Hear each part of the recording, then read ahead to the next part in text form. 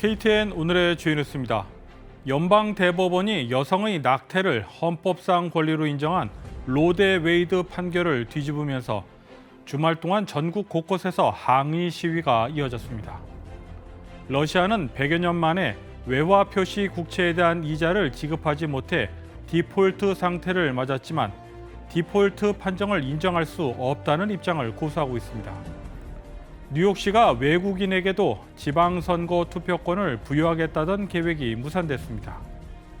미 동남부 제향군인회는 25일 애틀랜타 한윤회관에서 6.25 전쟁 발발 72주기를 맞아 추모 행사를 가졌습니다. 이상 오늘의 주요 소식 잠시 후 전해드립니다. 연방대법원이 여성의 낙태를 헌법상 권리로 인정한 로데 웨이드 판결을 뒤집으면서 주말 동안 전국 곳곳에서 항의 시위가 이어졌습니다. 대법원 판결 이후 낙태 시술을 중단하는 병원도 속출하고 있습니다. 민주당 소속 주지자들은 원정 낙태 보호 조치를 발표하며 맞대응에 나서면서 진보와 보수 진영의 충돌을 이어가고 있습니다. 연방 대법원의 이번 판결이 오는 11월 중간 선거에서 첨예한 쟁점이 될 것이라는 분석이 지배적입니다. 정치권에서 낙태 문제를 둘러싼 득표전이 본격적으로 불붙은 양상입니다.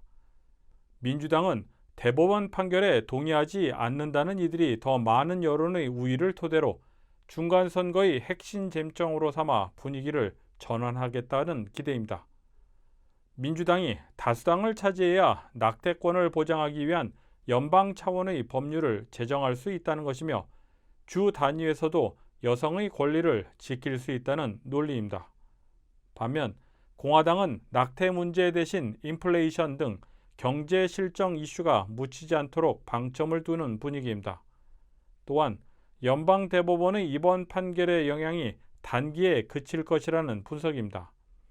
낙태권 옹호단체들은 미 50개 주 가운데 절반이 넘는 26개 주가 낙태를 사실상 금지할 것으로 전망했습니다. 보수와 진보 진영의 첨예한 논쟁거리였던 낙태권 폐기 판결을 계기로 미국 사회의 분열이 한층 더 심화될 조짐을 보이고 있는 것입니다. 한편 일각에서는 보수화된 연방 대법원이 낙태권 폐기에 이어 동성혼과 피임 등 다른 판결도 뒤집을 가능성을 배제할 수 없다는 관측이 나오고 있어 향후 정치권과 관련 단체들은 긴장감을 놓지 못하고 있습니다. 러시아산 원유 가격 상한제 도입을 두고 주요 7개국 G7의 합의가 가까워지고 있습니다. 원유 가격 상한제는 서방국의 원유 구매자들이 카르텔을 형성, 정해진 가격선을 넘는 원유를 사들이지 않기로 약속하는 것입니다. 마리오 드라기 이탈리아 총리는 미국이 제안한 이 방안에 대해 러시아의 우크라이나 전쟁 자금 확보를 억제할 수 있는 동시에 낮은 가격으로 원유를 사들임으로써 서방 국가들의 인플레이션 대처 방안이 될 수 있다는 의견을 밝힌 것으로 전해졌습니다.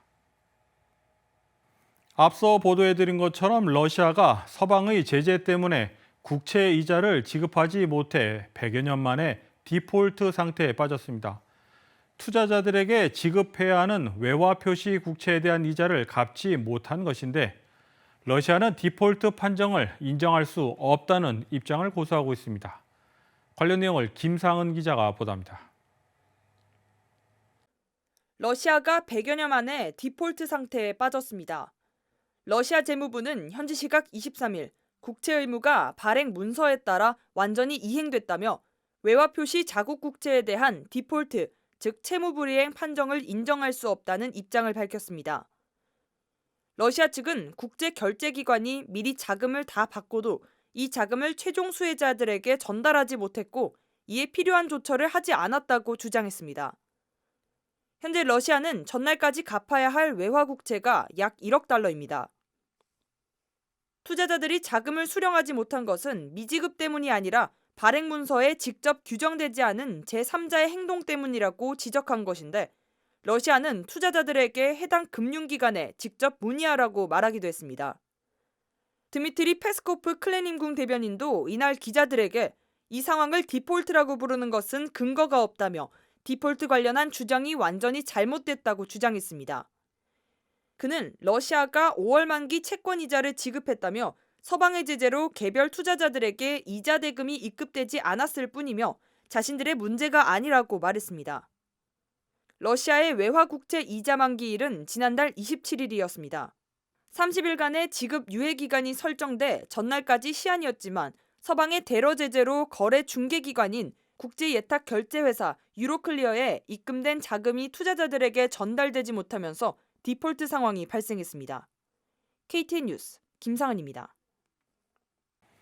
뉴욕시가 외국인에게도 지방선거 투표권을 부여하겠다던 계획이 무산됐습니다.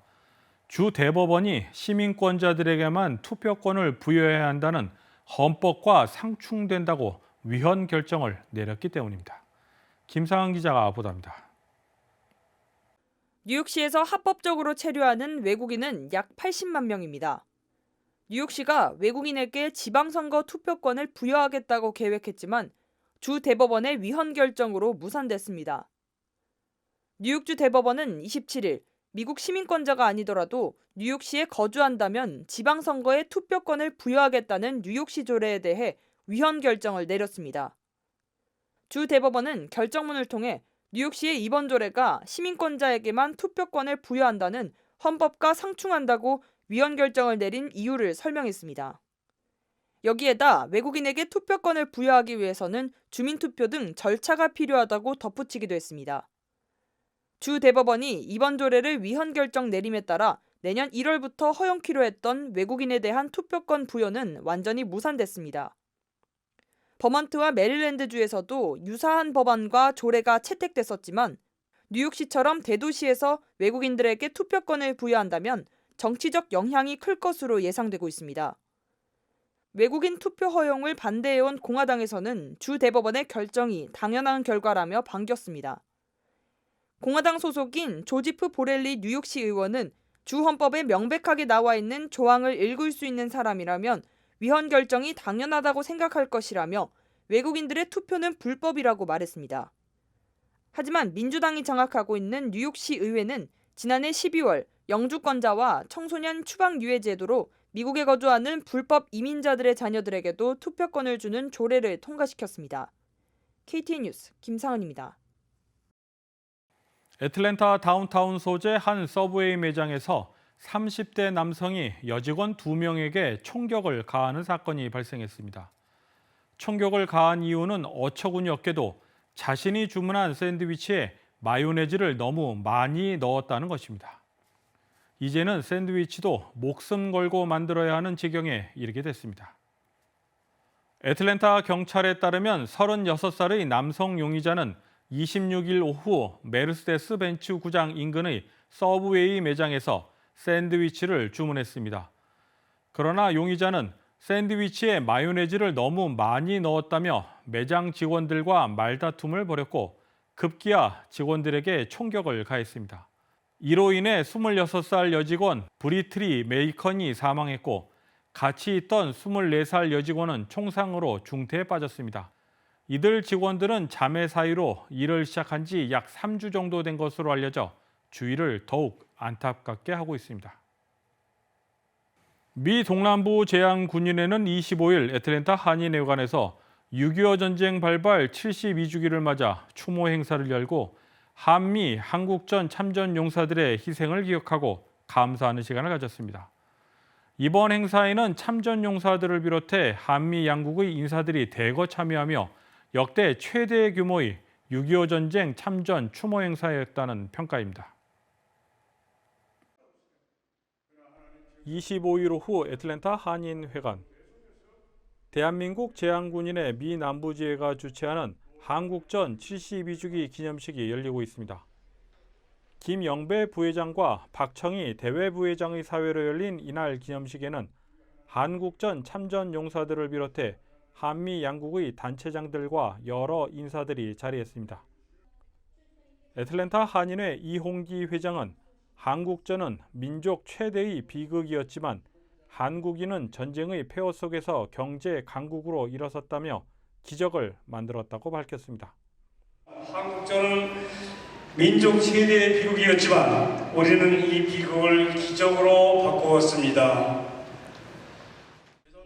미 남부지회 장경섭 회장은 인사말에 앞서 한미 참전 용사들을 자리에서 일어나게 한 후 참석자들에게 감사의 박수를 부탁했습니다. 장경섭 회장은 한미 동맹 강화의 일환으로 미 남부지회는 조지아 제향군인회를 비롯해 군 단체와 긴밀한 유대를 강화해 나가겠다고 역설했습니다. 자유와 평화가 얼마나 소중한지를 우리 후손들에게 일깨워줘야 한다고 생각합니다. 지금은 그 어느 때보다도 한미 동맹을 강조하고 있습니다. 이렇듯 제한군인의 미 남부지회도 조지아 제한군인의 및 군 단체 관련 단체와 지속적인 교류를 통해 긴밀한 유대 강화를 이어가겠습니다. 한미 오협회 박성근 회장은 본인이 겪었던 6.25 전쟁 이야기를 하며 참전 용사들에게 감사의 뜻을 표했습니다. 박성근 회장은 본인이 8살 때 논에서 숨져가던 미국 병사의 모습을 아직도 잊지 못하고 있다고 말하며 어린 마음에 어떻게든 살려보려고 했으나 어떻게 할 수 없었다며 눈물을 글썽이기도 했습니다. 이날 행사에는 박윤주 애틀랜타 총영사와 신만수 애틀랜타 6.25 참전용사 회장, 노먼보드 한국전 참전용사회 제19지구 회장과 김영률 민주평통 애틀랜타 협의회장, 그리고 최병일 동남부 한인회 연합회장의 기념사가 이어졌습니다. 한편 놀크로스시 마이어스 부시장은 제한군인의 남부지회에 놀크로스시가 제정한 한국전 기념선언문을 전달하기도 했습니다. KTN 뉴스 스티봉입니다.